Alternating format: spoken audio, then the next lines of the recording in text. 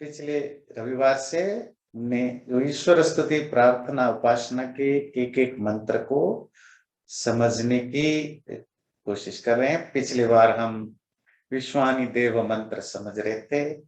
आज दूसरा मंत्र है हिरण्यगर्भ। ओम हिरण्यगर्भ समवर्तताग्रे भूतस्य जातः पतिरेक आसीत् सदा धार पृथिवीं द्यामुते मां कस्मै देवाय हविषा विधेम। ऋग्वेद के 10वें मंडल 121 सूक्त और पहला मंत्र है। वैसे ये पूरा का पूरा एक सूक्त है जिसका नाम है हिरण्यगर्भ सूक्त। ईश्वर स्तुति प्रार्थना उपासना का दूसरा मंत्र है।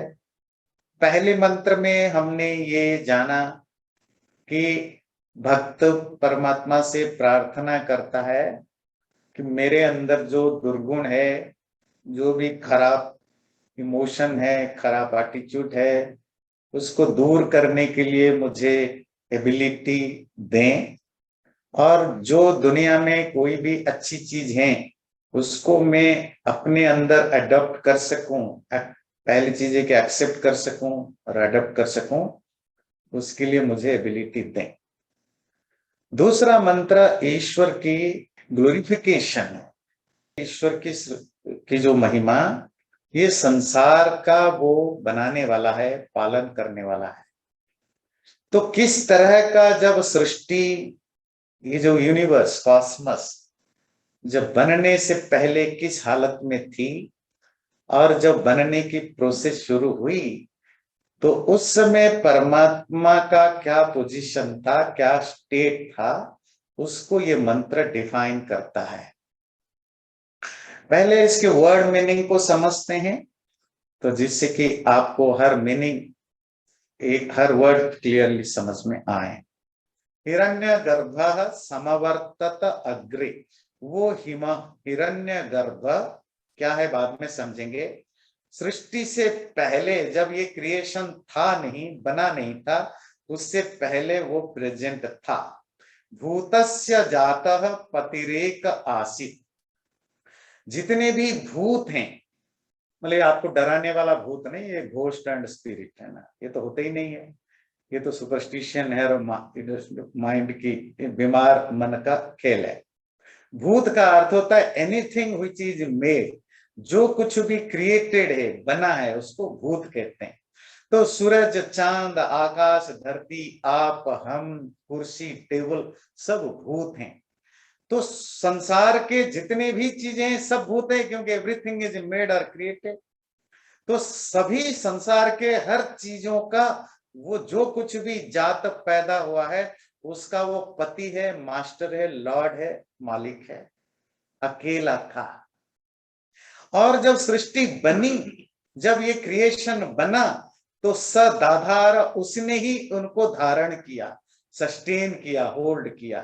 वो पृथ्वी आदि प्लैनेट्स हो या द्यूलोक अर्थात जो भी सेलेस्टियल रीजन है, स्टार्स हैं, नक्षत्र हैं, उनको धारण किया। कस्मै देवाय हविषा विधेम, हम उस कह कहते हैं सुख स्वरूप परमात्मा के लिए हवि के द्वारा, आहुति के द्वारा जो भी ऑफर करते हैं, हम अपनी भक्ति अर्पित करते हैं। ये उसका अन्वय या ऑर्डर है, और ये सिंपल ट्रांसलेशन है। हिरण्यगर्भ क्या है? हिरण्य कहते हैं सोना को, सोना समझते हैं, गोल्ड। गर्भ ओम होता है, पेट, जो गर्भधारण करते हैं। तो हिरण्यगर्भ का लिटरेरी ट्रांसलेशन हुआ गोल्डन ओम, सोने का गर्भ। जब माताएं गर्भधारण करती हैं वही गर्भ, कोई भी मतलब जब अंदर कोई बच्चा पैदा होने से पहले प्रोसेस में गुजरता है, उसी को गर्भ कहते हैं।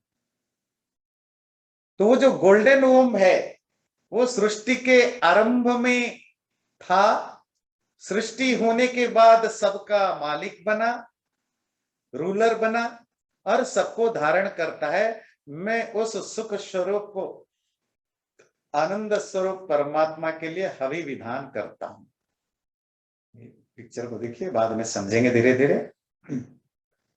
अब इस पूरे मंत्र में जो सबसे क्रिटिकल पार्ट है वो है हिरण्यगर्भ।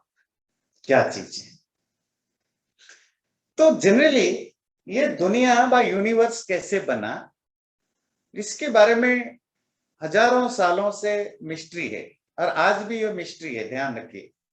कोई सीधा कोई फिलोसफी या कोई ऐसी थ्योरी, अभी एस्टैब्लिश थ्योरी नहीं है जो कहे कि यही प्रूफ है कि यूनिवर्स ऐसे बना। ऐसा कहीं नहीं, सब थ्योरी के रूप में आज भी चल रहा है हजारों सालों से। अलग अलग religions, belief system, philosopher, scientist, है ना, तो वो अपने अपने ढंग से इसको एनालाइज करने की कोशिश करते हैं। और इसी क्रम में दुनिया के आरंभ में जो हमारे हिंदू धर्म के जो शास्त्र हैं, वेद, उपनिषद, दर्शन शास्त्र, धर्म शास्त्र, वो भी उस पर उनका भी चिंतन है कि दुनिया कैसे बनी, दुनिया बनने से पहले कैसे था, और क्या ये जो संसार है एक दिन नष्ट हो जाएगा, होगा या नहीं होगा, तो क्या ये एक ही दुनिया है या मल्टी यूनिवर्सेस हैं, तो क्या ये यूनिवर्स जो है ये नष्ट होगा, उसकी जगह नया यूनिवर्स लेगा, या एक ही यूनिवर्स हमेशा है। और हम हमारे इंसान अलग अलग फील्ड में, साइंस, रिलीजियस, फिलोसफी के फील्ड में अपने अपने ढंग से बात करते हैं। 20वीं सेंचुरी से पहले, 20वीं सेंचुरी से पहले इसके बारे में बहुत ज्यादा हमें जानकारी कोई ठोस नहीं था। बाद में धीरे धीरे जो अलग अलग थ्योरीज आए, उसमें 3 थ्योरी सबसे पॉपुलर या डोमिनेंट थ्योरी के रूप में आए, जिसको वन ऑफ देम, उसमें एक है जिसको आप बिग बैंग थ्योरी कहते हैं, या द स्टडी स्टेट थ्योरी, और दूसरा है ऑसिलेटिंग थ्योरी। उसमें जो स्टडी स्टेट थ्योरी है उसका भाव यह है कि जो यूनिवर्स है कभी बना नहीं, कभी नष्ट नहीं होगा, हमेशा ऐसा ही है, थोड़ा बहुत चेंज होता रहेगा, है ना, धरती में कभी कुछ प्रॉब्लम होगा, वो होगा, पर the universe is always same ही रहता है, इसका कोई ना आदि है ना अंत है, हमेशा है। उससे एक प्रॉब्लम सॉल्व हो जाता है कि कोई अलग से ईश्वर मानने की जरूरत नहीं है और किसी को मानने की जरूरत नहीं। जो दूसरा थ्योरी जो सजेस्ट करता है कि ये universe continuously endless cycle of expansion और कंट्रैक्शन, फैलता है फिर सिकुड़ जाता है। फैलना सृष्टि है, नई नई चीजें बनते रहते हैं, कंट्रैक्शन जब होता है तो चीजें नष्ट होते जाते हैं। और जो तीसरा बिग बैंग थ्योरी जिसको आप कहते हैं, वो बेसिकली ज्यादा पॉपुलर है कि ये यूनिवर्स जो हम देख रहे हैं ये about 14 billion, 13 billion, 13 point some billion साल पहले ये एक अचानक एक, पहले दुनिया जो थी यूनिवर्स थी, वो पूरा यूनिवर्स एक सिंगल पॉइंटेड थी और उसमें विस्फोट हुआ। तो उससे धीरे धीरे फिर वो जो गैस है छिटक के इधर उधर गए, और धीरे धीरे धीरे धीरे धीरे जब उसमें कूलनेस आने लगी तो गैलेक्सीज बनने लगे, फिर गैलेक्सी में से फिर स्टार्स, प्लैनेट्स आने लगे, और वो प्लैनेट्स को नॉर्मल होने में, ठंडा होकर के उसमें पहाड़ पर्वत सब बनने में लाखों करोड़ों साल लगे, तब जा करके इस तरह के यूनिवर्स हमारे सामने जो कुछ है। ये बेसिकली बिग बैंग थ्योरी का मोटा मोटा आइडिया है। हमारे, मैं इसीलिए बता रहा हूं क्योंकि आपको पता होना चाहिए, आपके शास्त्रों में भी इस तरह के कॉम्प्लिकेटेड चीजों के बारे में 10,000 20,000 साल पहले कितना ऊंचा, कितना हायर लेवल पर उनका चिंतन था। उनमें कुछ विचार हो सकते हैं गलत साबित हो, सही साबित हो, but it was a deliberation, discussion होना, डिलिब्रेशन करना अपने आप में इंटेलेक्चुअली एक बहुत हाई लेवल की बात करता है। मैं ये जो बिग बैंग थ्योरी, बहुत लोग मानते हैं, नहीं मानते हैं, वैसे वैदिक, ज्यादातर वैदिक विद्वान लोग इस थ्योरी को मानते नहीं है, पर बिल्कुल बिग बैंग थ्योरी के सेम फिलॉसफी को मनुस्मृति अगर आप पढ़ते हैं, और मनुस्मृति जो कि 2,500-3,000 साल पुराना है, आज भी जो उसमें मिलता है, मैं आपको उसके कुछ उदाहरण देना चाहता हूं। उसके बाद हम हिरण्यगर्भ पर आएंगे। आप इंग्लिश देखते रहिए, मैं संस्कृत बताता हूँ। ये मनुस्मृति का पहले अध्याय का 5वां श्लोक है। आसीदितं तमभूतम अप्रज्ञातम अलक्षणम अप्रतर्क्यम अविज्ञेयम प्रसुप्तमिव सर्वतः। ये यूनिवर्स बनने से पहले, जब यूनिवर्स नहीं था, सब जगह बिल्कुल darkness, unperceived, destitute of any distinctive mark, किसी भी तरह का साइन जिससे कि पता चले ये कुछ भी नहीं था। तदंडम अभवत हैमम सहस्रांशो समप्रभम, और उसके बाद एक अंडा जो मिलियंस ऑफ सन के, सूरज के समान चमकीला था, वो बना, जिसको बिग बैंग थ्योरी में आप सिंगल पॉइंटेड कहते हैं, सिंगल पॉइंट। और फिर क्या हुआ? ताभ्याम सशकलाभ्याम च दिवं भूमिं च निर्ममे मध्ये व्योम दिशश्चाष्टावपाम स्थानम च शाश्वतम। और वो जो सोने का अंडा, अभी सोने का गर्भ समझ रहे थे, तो आएंगे, उस पर आएंगे। और वो विस्फोट हुआ, जिससे ये स्टार्स, प्लैनेट्स, फिर उसके बाद प्लैनेट्स में पानी, हवा, पंच महाभूत, वो सब चीजें मैनिफेस्टेड होने लगी। क्योंकि हिरण्यगर्भ को समझने के लिए ये जानना बहुत जरूरी है। हिरण्यगर्भ समझते हैं ना, गोल्डन ओम। अब पहले ये क्लियर करके चले, गोल्डन ओम क्या है? गोल्ड रिप्रेजेंट करता है शाइनिंग को, चमकीले चीजों को। ये जो सूरज वगैरह आप देखते हैं ना, ये गोल्डन कलर का दूर से दिखते हैं, जो चमकीले भी होते हैं, शाइनिंग भी होते हैं, और थोड़ा उनकी जो कलर है जो येलोइश ही होता है। इसीलिए जो भी शाइनिंग कलर की, जो सूरज नक्षत्र वगैरह को हम गोल्डन शाइनिंग बोलते हैं। हिरण्यगर्भ मतलब परमात्मा का वो अवस्था जहां यूनिवर्स अपने बनने की प्रोसेस में था, डिसोल्यूशन से उभर चुके हैं। मतलब हमारे यहाँ हर चीज साइक्लिक मोड में होता है ना, ये यूनिवर्स है, ये एक दिन नष्ट होगा, उसकी जगह नए यूनिवर्स आएगा। ये सोलर सिस्टम है, नष्ट होगा, उसकी जगह नया सोलर सिस्टम आएगा। ये प्लानेट है, नष्ट होगा, उसकी जगह नया प्लानेट आएगा। इस प्लानेट का हर चीज नष्ट होता है, उसकी जगह नई चीज लेता है। हम भी हैं और हम मरते हैं, हमारे जगह नई नई आत्मा नया शरीर लेकर आता है। तो सबको साइकिल में जाना पड़ता है, यूनिवर्स को भी जाना पड़ता है। तो जब वो नष्ट होते हैं तो वो पूरी तरह अपनी एग्जिस्टेंस को सीज नहीं कर देते हैं, अपनी एग्जिस्टेंस को छोड़ने देते हैं। वो एब्सेंस में नहीं चले जाते हैं, वो सिर्फ अपने शटल फॉर्म में चले जाते हैं, जिसको हम फिलोसॉफिकल भाषा में प्रकृति कहते हैं। कर वो आपको ज्यादा कॉम्प्लिकेटेड चीजों में नहीं लेकर जाएंगे। वो स्टेट को हम प्रलयावस्था कहते हैं। प्रलय मतलब चीजें तो हैं पर अपनी शटल फॉर्म में है, दिखाई नहीं देते, इनविजिबल फॉर्म में है, उनमें डिस्टिंक्टिव नेचर कुछ है नहीं है जिससे आप उनको मार कर सकते हो। तो करोड़ों सालों के प्रलय के बाद जब संसार में दोबारा फिर परमात्मा दोबारा इस यूनिवर्स को बनाने की कोशिश करता है, जब यूनिवर्स बनने की प्रोसेस शुरू होता है, तो वो जो प्रोसेस जब शुरू होता है, जर्मिनेशन होता है, जैसे आप बीज के अंदर जो प्रोसेस चलता है प्लांट बनने का, अंडे का, अंडा आने के बाद अंडे के अंदर जो 10-20 दिन तक जो प्रोसेस चलता है, उसमें बच्चा पैदा होने का, वो जो प्रोसेस है। और माँ के गर्भ में जो मैमल्स होते हैं, इंसान की इंक्लूड करें, उनके गर्भ में जो बच्चा बाहर आने से पहले फुल फ्लेश्ड होकर के जो प्रोसेस चलता है, वही तो गर्भ का कंसेप्ट है ना। तो परमात्मा तो सर्वव्यापक है, सब जगह है, उसके अंदर प्रलयावस्था में भी यूनिवर्स उसी के अंदर है, सृष्टि में भी उसी के अंदर है। जब प्रलय के बाद सृष्टि की प्रोसेस शुरू होती है, वो शुरू जब परमात्मा के अंदर ही होता है, उस स्टेट को हिरण्यगर्भ कहा। पर उस हिरण्यगर्भ को अच्छी तरह समझने के लिए हमें समझना है कि सृष्टि से पहले जब ये यूनिवर्स बना नहीं था तो क्या सिचुएशन था। आज भी बड़े सारे साइंटिस्ट लोग उस पर अलग अलग तरह के राय रखते हैं। तो पर इंटरेस्टिंगली बड़े मजेदार बात है, हमारे वेदों में इसके लिए सैकड़ों मंत्र डेडिकेटेड हैं। मतलब सैकड़ों मंत्र हैं जो इस चीज को डिफाइन करते हैं, उस चीज को बताते हैं। मैं कुछ एक बड़ा फेमस जो ऋग्वेद का मंत्र है, नासदीय सूक्त, उसके 2-4 मंत्र आपको कोट करूंगा, आपको इंग्लिश में दिखाऊंगा, मंत्र में पढ़ूंगा। And the state of the universe before creation कैसा था वो आपको जानना है। ये नासदीय सूक्त ऋग्वेद का 10वें मंडल 119वां सूक्त है।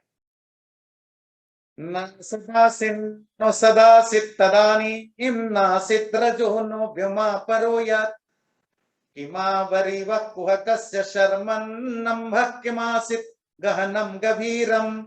इंग्लिश का वहां दे रखा है ट्रांसलेशन।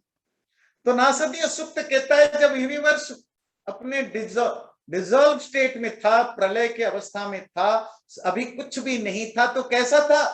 कहते हैं ना वहां सत्य था, ना कोई एग्जिस्टेंस था, ना कोई नॉन एग्जिस्टेंस था, ना वहां कोई फंक्शन था, मूवमेंट था, ना वहां कोई आकाश था, स्पेस था, एम्प्टीनेस था। कुछ धुंधला धुंधला सा था, डार्कनेस सा था। क्या था किसी को पता नहीं। न मृत्युरासिदमृतम न तर्हि न रात्र्यान्नासित प्रकेत। ना यहाँ मौत था ना जीवन था। बड़ी मजेदार बात है। मौत कभी कहीं नहीं हो सकता जहां कोई जीवन ना हो। मरता कौन है? जो पैदा होता है। इसलिए हम बोलते हैं ना, अगर मरना नहीं चाहते हो तुम्हारे पास एक ही रास्ता है। क्या है? पैदा मत होना। That's the only condition. तुम कुछ भी कर लो, मरोगे, क्योंकि पैदा हुए हो। पैदा होना बंद कर दो, मरना बंद हो जाओ। तो जीवन नहीं था, मौत नहीं था, वाला कोई था नहीं, तो मरेगा कौन? ना जीवन था ना मौत था, कुछ भी नहीं था। और ज्ञान का तो सवाल ही नहीं उठता है। भाई कोई चीज था ही नहीं, ना कोई ऑब्जेक्ट था ना कोई सब्जेक्ट था, तो कौन जानेगा, किसको जानेगा? तम आसीत् तमसा गूढ़मग्रे प्रकेतम सलिलम सर्वमामिदम। सब जगह darkness he darkness, concealed in darkness ही था। और उस इनडिस्क्रिमिनेट केवस में से पहली बार जो वॉइड था, एक वॉइड पैदा हुआ, एक शून्य खाली पैदा हुआ, वो फॉर्मलेस होकर के पैदा हुआ। और मैं नहीं जानता यम विसृष्टि यत आबभूव यदि वा दधे यदि वा न यो अस्याध्यक्ष परमे व्योमन सोअंग वेद यदि वा न वेद। और ये मुझे नहीं पता उस सृष्टि को कोई देखने वाला था या नहीं था। वहां सचमुच कोई परमात्मा बना रहा था या नहीं बना रहा था, मुझे नहीं पता। किसी चीज को किसी कवि ने बड़े सुंदर ढंग से हिंदी में लिखा है। ये तो मैंने संस्कृत में मंत्र बोला, तो उसकी हिंदी में बड़ा खूबसूरत कविता है। सृष्टि से पहले सत नहीं था, सत मतलब एग्जिस्टेंस, असत भी नहीं था, अंतरिक्ष भी नहीं, आकाश भी नहीं था। छिपा था क्या कहा, किसने ढका था, उस पल तो अगम अटल जल भी कहाँ था। सृष्टि का कौन है करता, करता है या अकर्ता, ऊंचे आकाश में रहता, सत्ता अदृश्य बना रहता, वही सचमुच में जानता या नहीं जानता, है किसी को नहीं पता, नहीं है पता।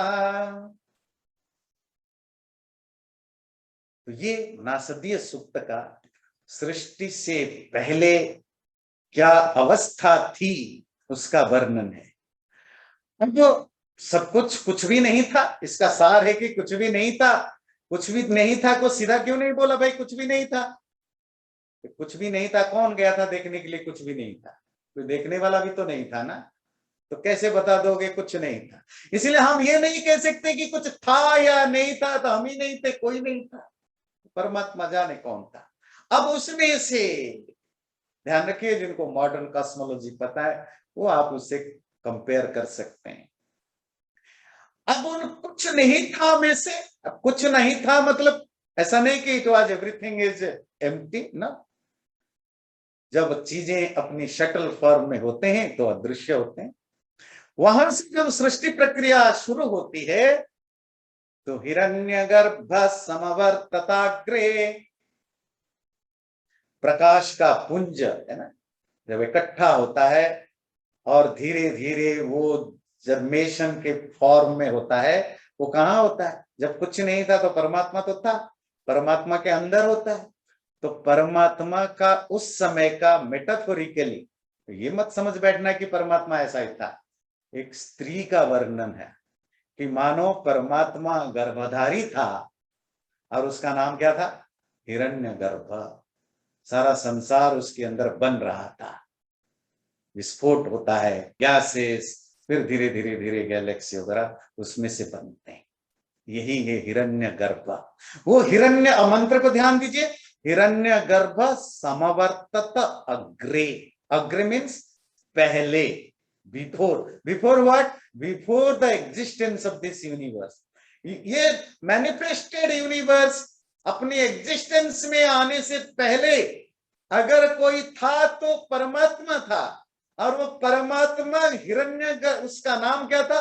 हिरण्यगर्भ। भूतस्य जातः पतिरेक आसीत्। अब संसार पैदा हुआ, धीरे धीरे गैलेक्सीज बने, फिर उसमें से तारे, नक्षत्र, स्टार्स वगैरह आए, फिर प्लैनेट्स आए, एटम्स की कॉम्बिनेशन। और एटम शब्द से आपको साइंटिफिक लगेगा, तो सत्व रज तमो के पार्टिकल्स से मिश्रण से धीरे धीरे जो पंच महाभूत के तत्व वो मैनिफेस्टेड होने लगे। वो सत्व रज तम क्या है? संसार जो मैटेरियल वर्ल्ड है, थोड़ा 1-2 मिनट इसको समझाने में लूंगा, नहीं तो आप कहीं बीच में खो ना जाएं।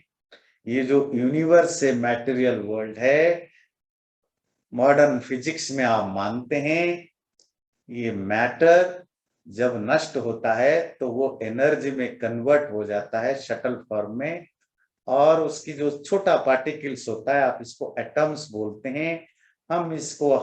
हम मतलब वैदिक शास्त्र उसको परमाणु बोलता है। और वो जो एटम्स हैं वो 3 पार्टिकल्स का जुड़ा हुआ है, जिसको आप इलेक्ट्रॉन, न्यूट्रॉन, प्रोटॉन बोलते हो। वो सबसे छोटा पार्टिकल है। अब नया रिसर्च में आया कि नहीं, उसको भी हम तोड़ के ब्रेक करके उससे भी और छोटा पार्टिकल बना सकते हैं, जिसको आप बिग हॉर्स क्या कहते हैं उसको, बोश हगन या हगन ऐसा कुछ कहते हैं, जो जो उस पार्टिकल्स को भी तोड़ के जो और छोटे पर आए। इसका मतलब है कि मैटर अपना एग्जिस्टेंस नहीं होता, सिर्फ वो छोटे छोटे पार्टिकल्स में चेंज हो जाता है। वो एटम्स जब जुड़ते हैं, जब उनका यूनियन होता है, तो धीरे धीरे मैटर फॉर्म लेने लगता है। और मैटर्स का नष्ट होने का मतलब क्या है? वो अपने शटल फॉर्म में चले जाते हैं। That is the cycle of matter and energy. किसी को आइंस्टीन की फॉर्मूला से आप पढ़ते हैं, matter and energy. Matter energy में कन्वर्ट होता है। एनर्जी जब ग्रॉस फॉर्म में आता है, स्थूल रूप में आता है, आपके तो ये मैटर है। मैटर मतलब ये हवा है, पानी है, अग्नि है, पृथ्वी है। दुनिया के 5 ही तरह के रूप हैं, उनमें से सारी दुनिया बनती है। और जब बना हुआ नहीं होता है, अनबना होता है, अनमेड होता है, तो अपने पार्टिकल्स के रूप में होते हैं। ये तो मॉडर्न फिजिक्स है। हमारा शास्त्र क्या कहता है? सांख्य दर्शन कहता है संसार बिल्कुल वैसे ही जो मैटर के रूप में होता है उसको हम विकृति कहते हैं। ये जो संसार है, ये जो अलग अलग रूप वाला संसार है, जिसमें हवा है, पानी है, आकाश है, सूरज है, चांद है, हम हैं, आप हैं, कुर्सी है, टेबल है, वो उन पार्टिकल्स का यूनियन से, संयोग से बना हुआ स्थूल रूप है। तो ये जैसे नष्ट हो जाते हैं, वो अपना एग्जिस्टेंस सत्ता नहीं खो बैठते हैं, तो क्या होता है? सिर्फ वो अपने छोटे छोटे पार्टिकल में कन्वर्ट हो जाते हैं। हम उसको क्या कहते हैं? हम नहीं बोलते हैं एटम्स या इलेक्ट्रॉन, ये तो अंग्रेजी वर्ड है। हमारे यहाँ क्या बोलते हैं? सत्व रज तम। सत्व रज तमसाम साम्य अवस्था प्रकृति। जब ये तीनों पार्टिकल्स बराबर लेवल पर होते हैं, इक्वानिमिटी के स्टेज पर होते हैं, तो संसार डिसॉल्व माना जाता है, प्रलय की स्थिति में होता है। या संसार नहीं, ये माइक भी कल नष्ट हो जाएगा जब इसके ये अपने पार्टिकल्स के फॉर्म में आ जाएगा, और जब उसके पार्टिकल्स पैरेलल लेवल पर हो जाएंगे, that is the state of dissolution of this माइक। माइक एक मैटर है, उसी को कहते हैं सत्व रज तमो गुणात्मक। और वो सत्व रज तम और रूपक जो तीन पार्टिकल्स में जो विषमावस्था, विषम समझते हैं, जब उनमें इनइक्वालिटी होने लगता है, जब वो अप्स एंड डाउन होते हैं, उनमें हलचल पैदा होने लगता है, उनमें मूवमेंट्स होने लगता है, और वो कम बहुत होने लगते हैं, तो धीरे धीरे धीरे धीरे वो मैटर के फॉर्म में आते हैं। कौन सा मैटर बनेगा? मिट्टी बनाने के लिए, मिट्टी भी मैटर से बना है, लोहा भी मैटर से बना है, सोना भी मैटर से बना है, आपका शरीर भी मैटर से बना है, बिजली भी मैटर से बना है, आग भी बना है, पानी भी बना है।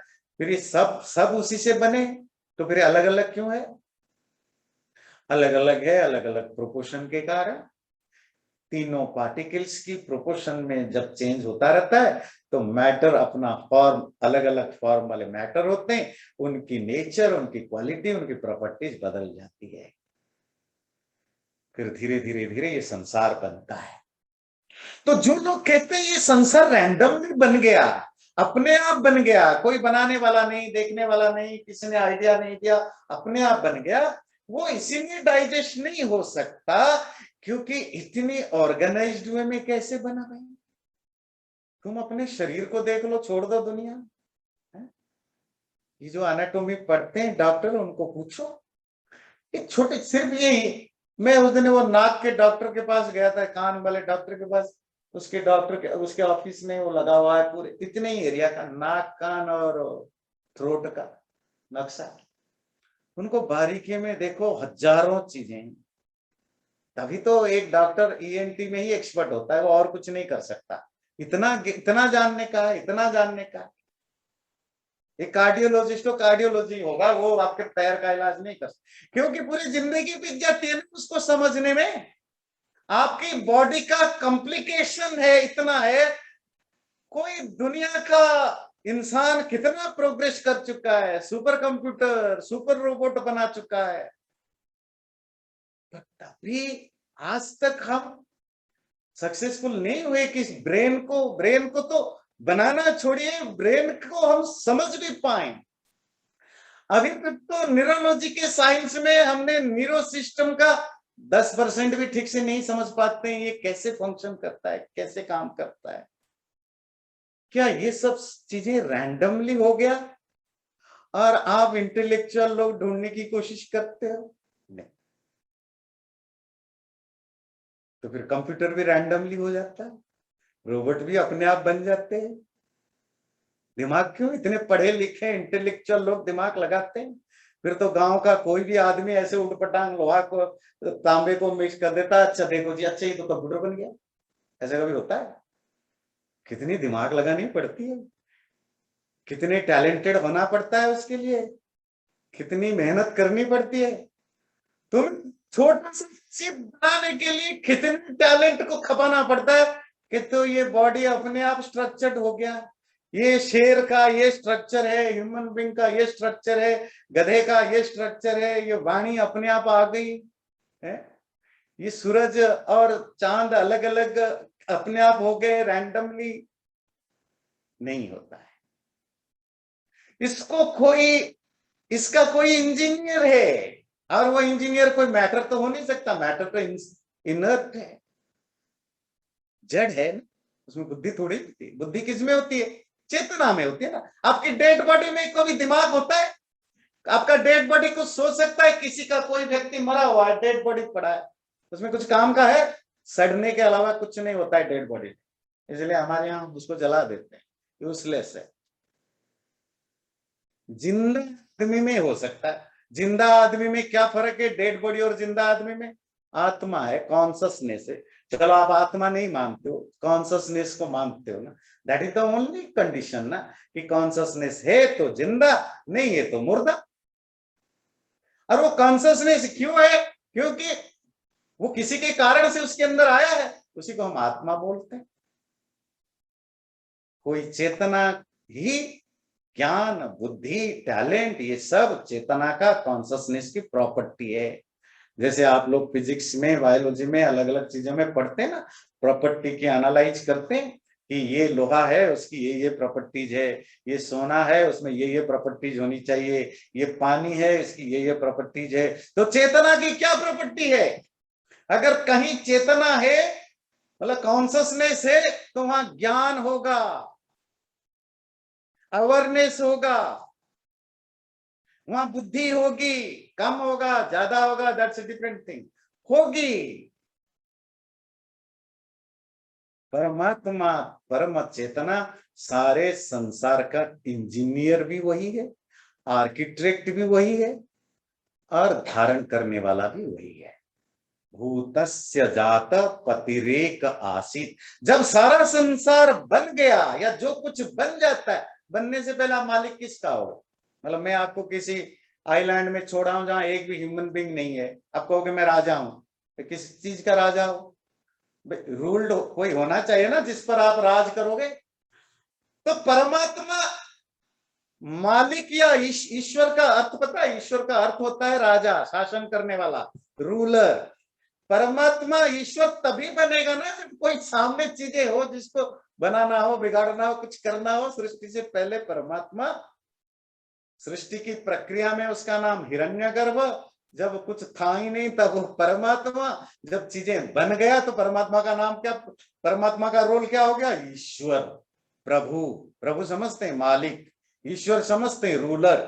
ये सब उपाधि तब बनेगा ना परमात्मा में, जब चीजें बनी, अब वो कंट्रोल करेगा।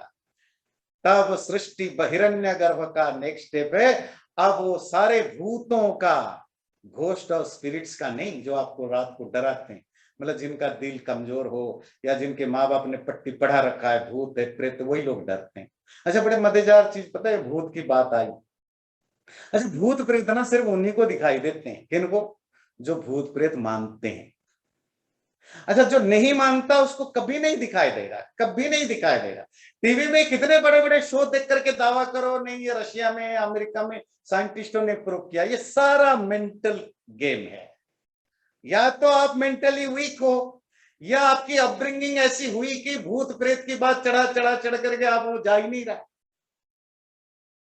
जो भूत प्रेत नहीं मानता, वो कभी नहीं भूत प्रेत उसको दिखाई देगा।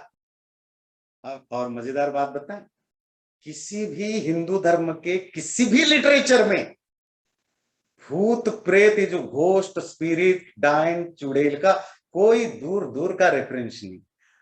और इससे ज्यादा मजेदार बात बताएं, दुनिया में सबसे ज्यादा भूत प्रेत मानने वाले हिंदू लोग होते हैं। ये कहां से, ये भूत प्रेत कॉन्सेप्ट आया? कहा? क्रिश्चियनिटी से आया, इस्लाम से आया, जुडाइज्म से आया।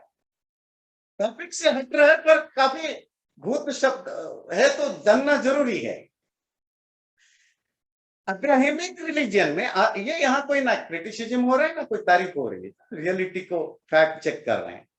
अब्राहमिक रिलीजन में, मतलब जिसमें जुडाइज्म है, इस्लाम है और क्रिश्चियनिटी है, उनमें साइक्लिक स्टेट को वो नहीं मानते हैं कि पैदा हुआ मरा, मरा पैदा हुआ, मरा पैदा हुआ का चक्र नहीं मानते हैं। वो क्या मानते हैं? एक ही बार जन्म हुआ, दैट टाइम मरना है, और there will be a time of judgement. जब डे ऑफ जजमेंट आएगा तो उस दिन प्रभु पूछेगा, किससे? अपने अपने प्रोफेट से। अब क्रिश्चियनिटी, आप अगर जीसस को मानते हो तो वह, अगर क्रिश्चियन हो तो आप जीसस से पूछेगा, अगर आप इस्लाम वाले हो तो वो अपना कुरान के आयतों से पता लगाएगा। तो अलग अलग रिलीजन में उनकी पता करने की ठिकाना है कि कौन कौन इस रिलीजन को मानने वाले हैं। तो अकॉर्डिंग टू इस्लाम, अगर आप अल्लाह को मानते हैं, कुरान को मानते हैं, और कुछ करने की जरूरत नहीं, चोरी करो, डाका डालो, बेईमानी करो, कुछ भी करो, सीधा स्वर्ग जाओगे। कब जाओगे? डे ऑफ जजमेंट के दिन। कैसे जाओगे? बॉडी के साथ जाओगे। और जी ये तो नहीं मानता, ये तो हेल को भेजो। इसी तरह क्रिश्चियनिटी में तो गॉड पूछेगा, भाई तुम्हें जीसस को मानते हो जी? नहीं मानता हो, गो टू हेल, सीधा जी नर्क भेजेगा, और कुछ नहीं। तुम पाप करते हो, पुण्य करते हो, हु केयर्स, गॉड ये सब काउंट नहीं करता। तुम जीसस को मानते हो, जी मानता हूं, जाओ इसको भेजो भाई। सीधा सा हिसाब किताब है, बहुत सिंपल है और बहुत अट्रैक्टिव है। कुछ करने धरने की जरूरत नहीं है, खूब बेईमानी करो, वो करो, कोई नहीं। गॉड सिर्फ दो चीजें देखेगा। तो कैसे जाओगे? बॉडी के साथ जाओगे। तो बॉडी के कैसे जाऊं? मैं तो मर गया। मरना तो एक नेचुरल प्रोसेस है। रिलीजन तो मैन्युफैक्चर्ड है, थॉट तो मैन्युफैक्चर्ड है, पर मरना तो मैन्युफैक्चर्ड नहीं है ना। मरना तो पक्का है। तो बॉडी तो छूटेगा। तो फिर वो क्या करते हैं? बॉडी को संभालते हैं। कैसे? इसके लिए उन्होंने क्या उपाय निकाले? जो ग्रेवयार्ड में जो दफनाना। जलाते क्यों नहीं है? क्योंकि जला देंगे बॉडी नष्ट हो जाएगा। तो जो स्वर्ग जा नहीं सकते ना, बॉडी के साथ जाना है। भगवान कहेगा तेरी बॉडी कहाँ है? पासपोर्ट नहीं है, जा। इसीलिए बॉडी को सेव रखना पड़ता है। और आपको पता, इसीलिए 100 साल के बाद भी, 500 साल के बाद भी फैमिली मेंबर जाते हैं, फूल चढ़ाते हैं, माथा टेकते हैं कि बॉडी ठीक हो।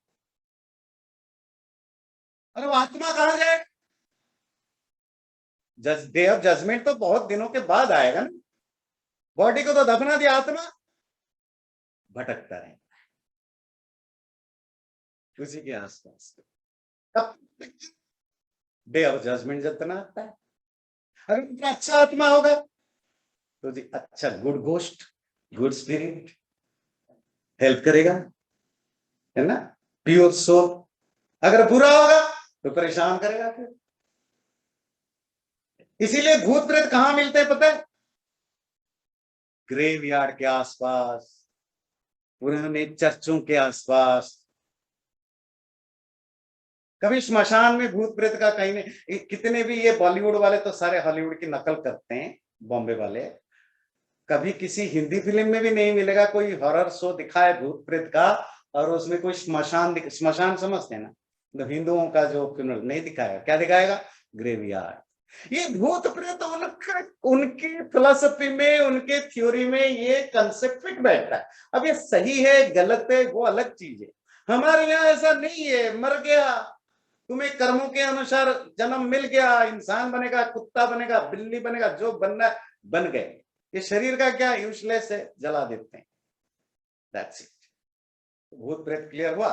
तो परमात्मा उस भूत प्रेत जो मरने के बाद भटकते उनका राजा नहीं। तो भूत का मतलब क्या है संस्कृत में, हमारे शास्त्रों में? भूत मतलब जो कुछ चीजें बना हुआ है, anything made, created, all these are भूत। तो मतलब मैं भी भूत हूं, आप भी भूत है, ये भी भूत है, ये माइक भी भूत है, ये फोन भी भूत है, ये सब भूत है। ठीक है ना, पंच महाभूत।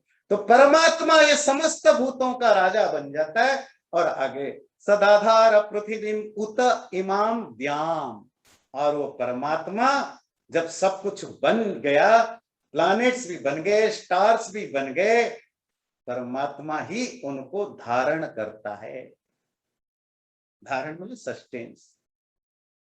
अच्छा आपको पता है ना, मतलब कभी कभी हम भूल जाते हैं, धरती गोल है और हम सब धरती के ऊपर हैं और धरती घूम रही है। आप गिरते नहीं हो ना? कभी सोचा है? आप एक्चुअली महाकाश में लटके हुए हो। आप दूसरे ग्रह में चले जाओ, अगर देखोगे तो आप सब लटके हुए हो एक्चुअली। ये धरती भी लट झूल रहा है, चांद भी झूल रहा है, सूरज भी झूल रहा है, सारे तारे नक्षत्र सब झूल रहे हैं। अब भी झूल रहे हो, पर कोई गिरता नहीं, कोई फटता नहीं। क्यों? ये जो कोऑर्डिनेशन है, हार्मोनी है ना, वो ग्रेविटेशन, लॉ ऑफ ग्रेविटेशन आप यहां मानते हो, अलग अलग जगह अलग अलग है।